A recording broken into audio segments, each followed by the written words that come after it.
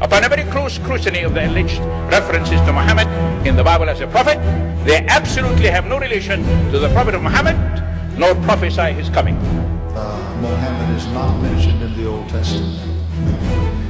Muhammad is not mentioned anywhere from Genesis to Revelation. Muhammad is God's true messenger. That's a joke.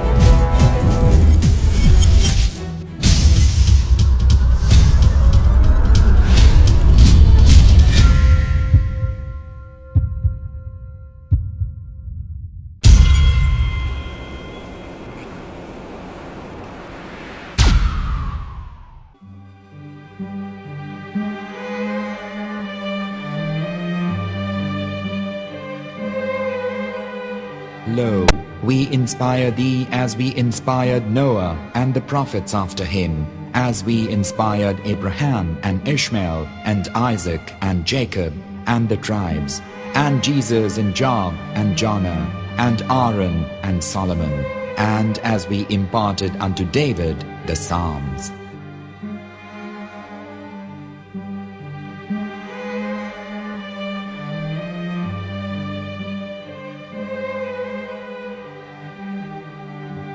The verse we've just heard is from chapter 4 of the Quran.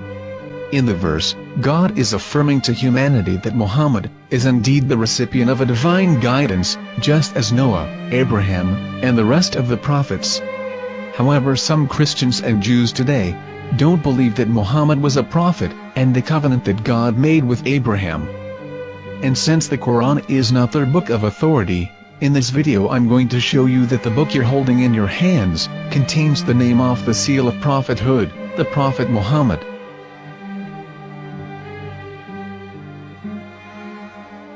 As known, the Old Testament was preserved in the Hebrew language.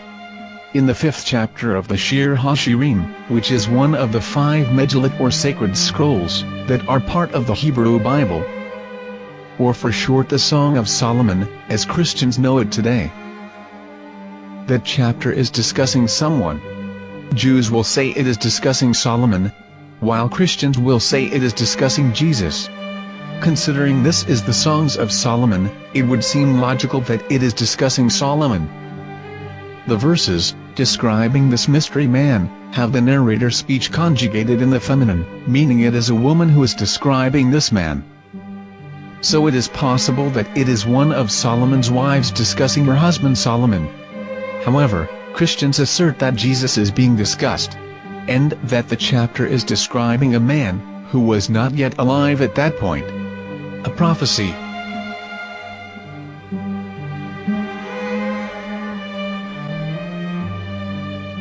In reading the English translation of Song of Songs 5:16, it finishes the description by saying, "He is altogether lovely," but what most people don't know is that the name of that man was given in the original Megillat.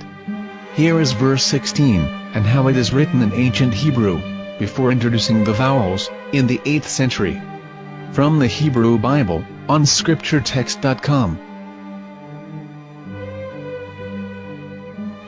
Here is the word in question. This word is made of 4 letters. Mem, Het, Mem, Dalet. Now when reading the word as it is written in its original form, with no vowels, it can be read as Muhammad, which is the name of the Muslim prophet, or as Mamad with no A after the H. According to Ben Yehuda's Hebrew English Dictionary, it is correctly pronounced as Muhammad, not Mamad. So how we're going to know for sure if it's pronounced as Muhammad, the Muslim prophet, or as Mamad, a random Hebrew word? The only way is to give the verse to a rabbi and say to him, "Please read." Here is the Song of Songs 5:16, and how it is read by a rabbi from a Hebrew Jewish site. Please notice, the im in Hebrew is a plural of respect. חיכו ממתקים וכולו מחמדים, זה דודי וזה רעי בנות ירושלים.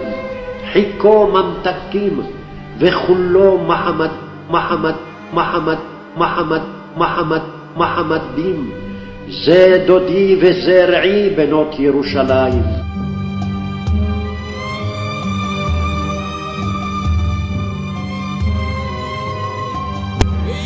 Coming out from the darkness, there are no other gods but God, and Muhammad is his messenger.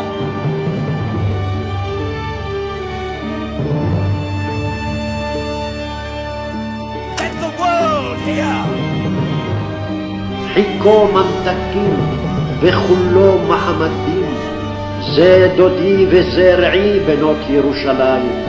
חיכו ממתקים וכולו מחמד מחמד מחמד מחמד מחמד מחמדים, זה דודי וזה רעי בנות ירושלים.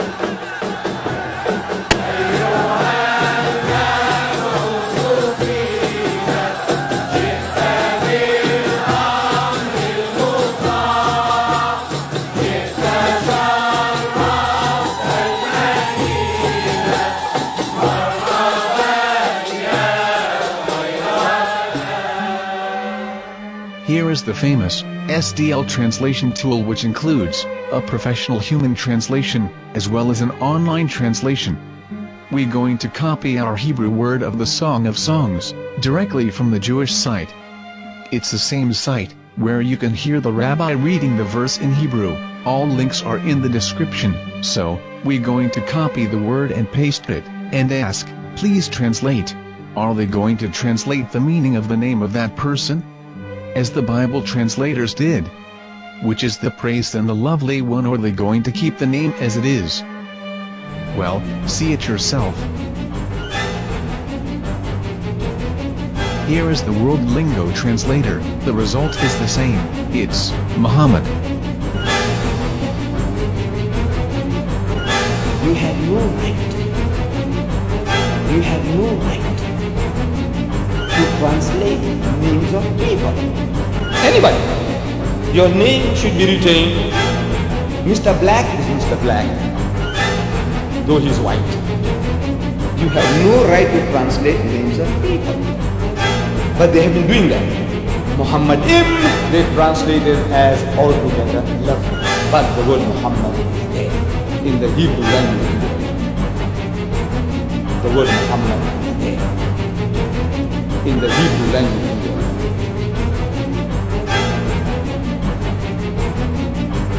I will tell you a story from my own personal experience. Years ago, I used to spend every Sunday afternoon in a place called Speaker's Corner. And in my years down there, I got to know a Jewish rabbi. He was a very nice man. He used to listen to me, and he was always very polite and talked about Islam in a very nice way.